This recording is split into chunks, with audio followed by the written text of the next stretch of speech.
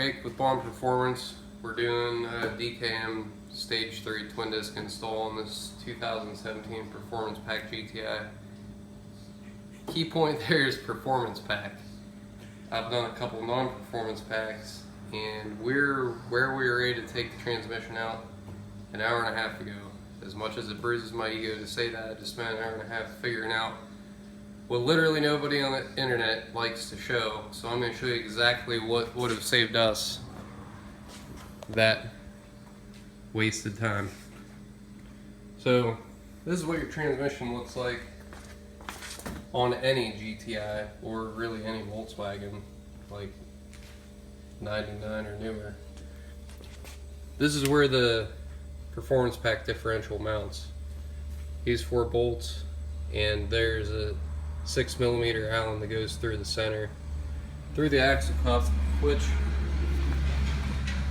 nobody else likes to show this, but that bad boy does not fit out of this hole with it, because it's got its own big old heat shield on it and all this fun stuff. So the other option would be to drop the subframe, which I am definitely not a fan of doing. That's a lot of extra work. And this wouldn't have been too much work had we been exactly sure that that's what you need to do. So don't be like me and waste an hour and a half. There's bolts sticking through. So we're ready to start pulling the stock slip-in clutch off of there. And everything else up to this point is pretty straightforward. Just removing your suspension components and axle out of the way. Airbox, battery, charge pipe, and of course your bell housing to engine case bolts, and the 6 for the transmission mount. So the big piece needs to come off as well. We're going to keep going, and we'll do a few more segments, but I just wanted to save everybody else the grief. Dutch and I are enjoying some well-deserved beers and taking a little break here after that. I mean, it literally took us, what, like 20 seconds to get the transmission out. Once that was After the diff was out of the way. So don't be like us. Unbolt your diff first if you have Performance Pack. And here's my second least favorite part, is that thing's got a ton of pressure plate screws instead of 6 bolts like Volkswagen likes to use. So thanks DKM for making putting your pressure plate on suck. But the clutch is awesome otherwise, so it's worth it.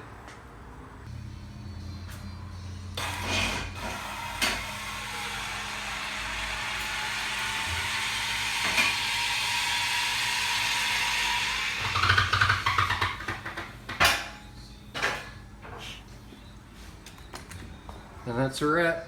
Time to fire it up and take her for a little test drive.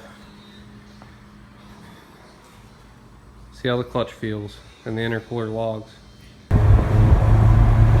Alright, so Dutch and I are out test driving his new DKM Stage 3 twin disc and Baun Performance front mount intercooler kit. You guys are probably hating the wind noise, but we just worked on this thing all day, and it's too damn hot. It's 90 degrees outside, so we're gonna enjoy the cool air. So what's your first impression of the pedal feel? It bounces back. It bounces back quick. It's got a little more behind it than the stocker. It is much stiffer than stock. I don't know who said it was similar to stock. It is not. Don't fool yourself. It is nothing like stock. But it's not a bad thing. It feels like a real clutch now. It's not a bad thing. It feels good. You're gonna have to get used to it all over again. Alright, how's the inlet air temps looking? Alright, so ambient is 89 right now, and we're at 93 intake. So front mount intercoolers, we're gonna go with efficient when they're properly sized. 89 and 93. And that's just cruising around. That's not even in boost. Not pushing it. That is 4 degrees over ambient.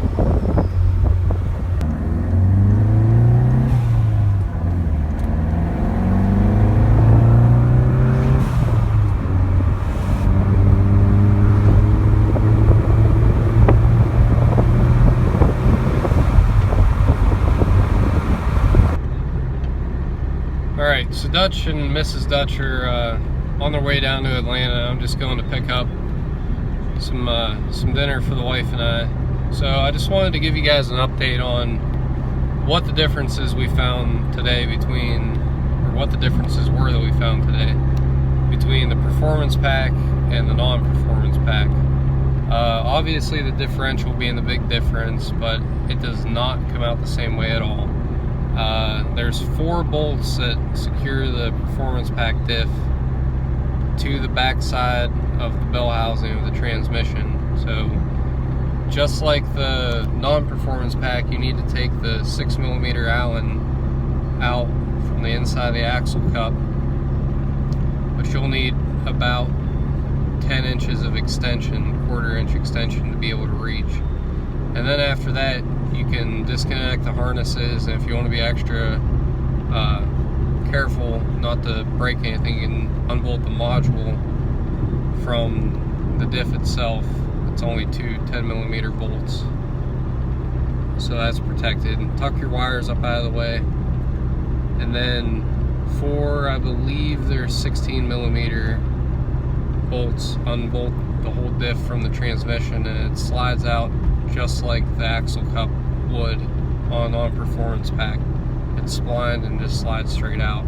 But especially a northern car like his, the transmission case will have some corrosion on it. It might take some persuading to get it loose. Also, that terrible, annoying steel heat shield that the performance pack cars have. Anybody that's done a downpipe knows what I'm talking about. The thing's always in the way. That thing needs to come off. I believe that's also a 6mm Allen to give you room to get the diff out of the way. So just don't want to see anybody wasting a ton of time like we did trying to figure it out. I wasn't sure if there was anything else, you know, stacked behind that diff, or if it was going to retain its fluid when I took it off. We didn't lose any fluid out of the VAQ diff at all, so you don't have to worry about that. We did do a Motoil fill in his transmission, which, you know, that's standard. Anytime you take the transmission out, you're going to want to drain all the oil out, because you'll lose it out the cups, especially with the Mk7, since you have to twist and turn and finagle the transmission to get it out of the hole. Any questions, just comment below. I'd be happy to help you out. And I'll be doing a more thorough write-up on Golf Mk7 with torque specs and pertinent information that'll help you guys out. Thanks for watching, and check back. We'll have more videos coming up.